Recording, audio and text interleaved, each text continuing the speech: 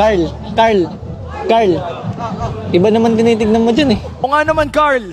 Iba yung tinitignan mo eh. Tingnan mo kasi. Tignan mo kasi. Ano kaya tinitignan mo, Carl?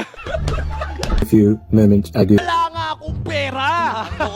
Wala nga eh. Nakikinig kasi. Nanonood kasi. Nanonood yung coach ko, yung nanay ko nanonood. Bakit ba kayo nagkakalat ng fake news?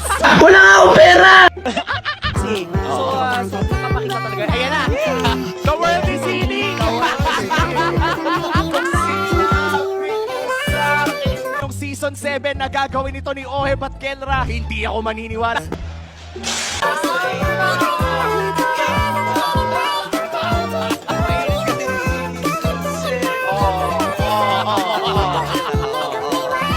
The world is healing. The world is healing, boss. Sana all.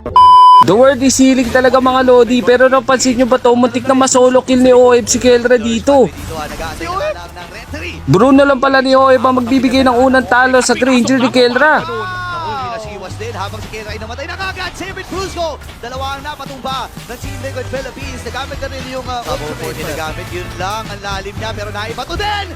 Yung rightest target, walang iba kundi si Kikong. Mamamatay din si Cruzco ngayon. Takbuhan muna ang Onyx Philippines. 4v2 scenario. Okay, ngayon nag-goal dito ang Team Liquid Philippines. Sa kanya mula sa Team Liquid Philippines at ready na ang tapusin ng Cavalry ang game number 1. Pre, panalo natin to pre ah.